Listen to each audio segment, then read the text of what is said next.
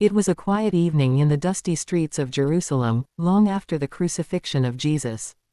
The world was beginning to take in the impact of his life and teachings, but behind closed doors, debates raged among his followers and the early leaders of the church. They pored over scrolls, recounting every word, parable, and lesson Jesus had shared. What would they preserve for future generations? What would they choose to leave out? For Peter, who had walked alongside Jesus, the decision was not so simple.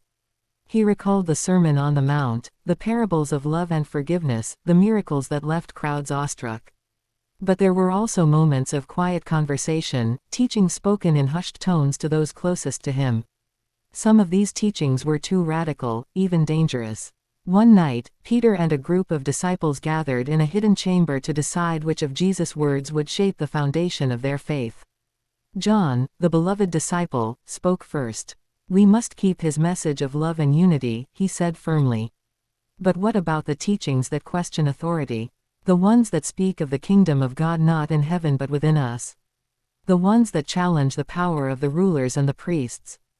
Jesus had often spoken of a deeper, almost mystical understanding of God, one that did not require temples or sacrifices. "The kingdom of God is within you," he had told them. It was a message that empowered the common man but deeply threatened those in positions of power. Judas, before his betrayal, had once questioned Jesus about these teachings. "Why do you speak so openly to us but not to the crowds?"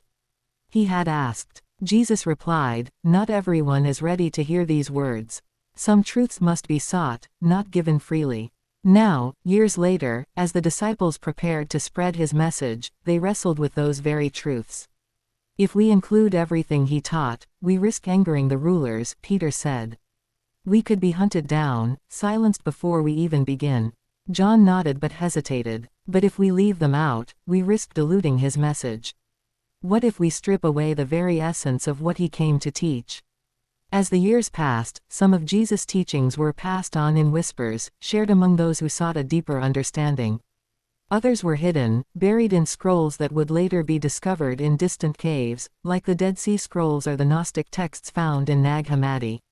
These writings hinted at teachings that spoke of self-discovery, the divine feminine, and the idea that salvation came not through external rituals but through inner transformation. One of these hidden teachings was the Gospel of Thomas, a collection of sayings attributed to Jesus. In it, he says, "When you know yourselves, then you will be known, and you will understand that you are children of the living Father." This idea, that divinity was not distant but already within, challenged the traditional hierarchy of religion. But why were these teachings excluded? The early church faced immense pressure. To survive and grow, they needed unity and structure. Certain teachings, particularly those that emphasized personal spiritual authority over institutional authority, were seen as dangerous. They could splinter the fragile community or incite rebellion against the Roman Empire, which already viewed the early Christians with suspicion. Centuries later, councils like the Council of Nicaea codified the teachings that would form the Bible. Decisions were made about what was orthodox and what was heretical. The teachings that celebrated mystery, personal enlightenment, or direct experience of God were cast aside, deemed too mystical or unmanageable for an organized religion. Today, as fragments of these lost teachings resurface, they offer tantalizing glimpses into a side of Jesus that feels both familiar and profoundly new. They reveal a man who encouraged people to look beyond the surface, to question authority, and to seek the divine within themselves.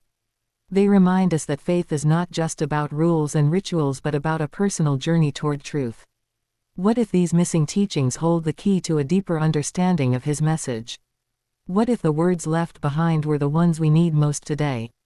The forgotten words of Jesus challenge us to think beyond the boundaries of tradition and to explore the mysteries of faith for ourselves. Perhaps, like those early disciples, we are left to decide, what truths will we preserve, and what truths will we seek in the silence?